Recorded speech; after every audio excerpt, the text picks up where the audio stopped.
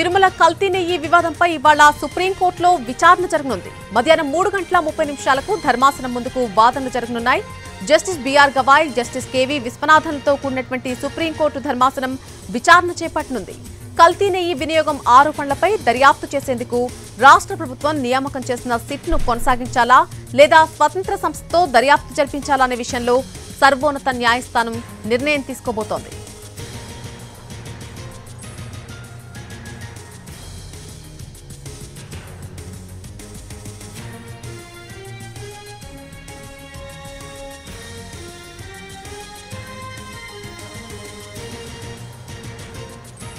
తిరుమల కల్తీ నెయ్యి వివాదానికి సంబంధించి ఇవాళ సుప్రీంకోర్టులో విచారణ జరగనుంది. మధ్యాహ్నం 3:30 ధర్మాసనం ముందు వాదనలు వినిపించనున్నారు లాయర్లు. Justice BR Gavai, justice KV విశ్వనాథన్లతో కూడినటువంటి సుప్రీంకోర్టు ధర్మాసనం విచారణ చేపట్టబోతోంది.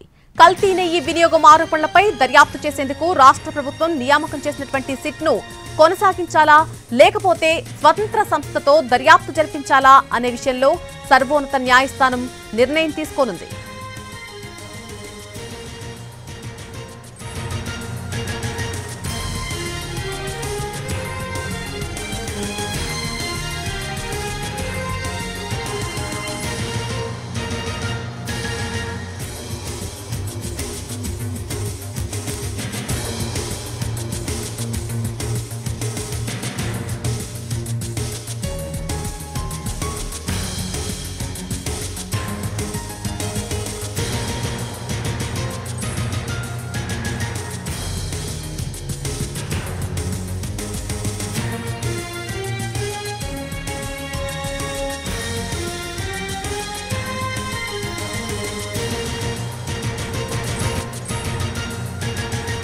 తిరుమల కల్తీ నెయ్యి వివాదంపై ఈ రోజు సుప్రీంకోర్టులో మధ్యాహ్నం విచారణ జరగబోతోంది. మధ్యాహ్నం 3:30 ధర్మాసనం ముందు వాదనలు వినిపించబోతున్నారు లాయర్లు.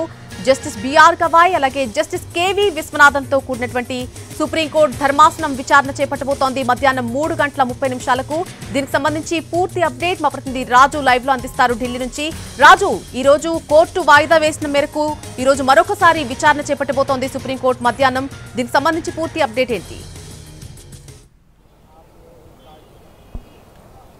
ఎస్ నళిని, గత సోమవారం తిరుమల తిరుపతి దేవస్థానానికి సంబంధించినటువంటి లడ్డూ ప్రసాదం కల్తీ జరిగింది. అందులో నెయ్యికి సంబంధించినటువంటి కల్తీ అంశం పైన ప్రత్యేకంగా 4 పిటిషన్ల పైన సుప్రీంకోర్టులో విచారణ జరిగింది. ఆ సందర్భంగా ప్రత్యేకంగా అంటే ఈ కల్తీకి సంబంధించినటువంటి అంశాలు ఇవన్నింటినీ కూడా నిగ్గు తేల్చేందుకు ఇప్పటికే రాష్ట్ర ప్రభుత్వం ఏదైతే సిట్ను వేసినప్పటికీ కూడా మరి ఆ సిట్ కొనసాగించాలా లేదంటే ఇంకా కేంద్ర ప్రభుత్వం పరిధిలో ఉన్నటువంటి అంటే స్వతంత్ర ప్రతిపత్తి ఉన్నటువంటి దర్యాప్తు సంస్థల ద్వారా విచారణ జరపాలనే దాని వద్ద విచారణ అనేది ఆగిందని చెప్పుకోవచ్చు. సో దానికి సంబంధించి ఈరోజు కేంద్ర ప్రభుత్వం తరపున సొలిసిటర్ జనరల్గా ఉన్నటువంటి తుషార్ మెహతా అటు సుప్రీంకోర్టుకు తన అభిప్రాయాన్ని చెప్పబోతున్నారు. సో అభిప్రాయాన్ని చెప్పిన తర్వాత సుప్రీంకోర్టు దాన్ని పరిశీలించి ఈ సిట్ను కొనసాగించాలా లేదంటే ఇతర దర్యాప్తు సంస్థలను రంగంలోకి దింపాల్సి ఉంటుందా అనే దానిపైన ఈరోజు ఆర్డర్ ఇచ్చే అవకాశం అయితే స్పష్టంగా కనిపిస్తుంది.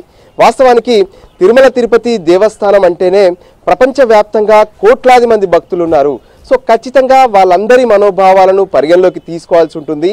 ఎప్పుడైతే రాష్ట్ర ముఖ్యమంత్రి చంద్రబాబు నాయుడు ఈ కల్తీ నెయ్యిని ఉపయోగించారో ఆ నెయ్యి కూడా ఎనిమల్ ఫ్యాట్ను అక్కడ కలిపినట్టుగా కనిపిస్తుందనే విషయాన్ని ఆయన చేసినటువంటి వ్యాఖ్యలు ప్రపంచవ్యాప్తంగా ఉన్నటువంటి కోట్లాది మంది భక్తులు హట్ అయ్యారు. అంతేకాదు వాళ్ళందరినీ కూడా బాధ పెడుతున్నటువంటి పరిస్థితి కనిపిస్తుంది. సో ఈ విషయంలో ఖచ్చితమైనటువంటి వాస్తవాలు బయటికి రావాలంటూ అటు ఎవరైతే బీజేపీ సీనియర్ నేతగా ఉన్నటువంటి సుబ్రహ్మణ్య స్వామి, గతంలో టీటీడీ చైర్మన్గా పనిచేసినటువంటి వైవి సుబ్బారెడ్డి, దాంతోపాటు మరో ఇద్దరు కూడా పిటిషన్లు వేయడం జరిగింది.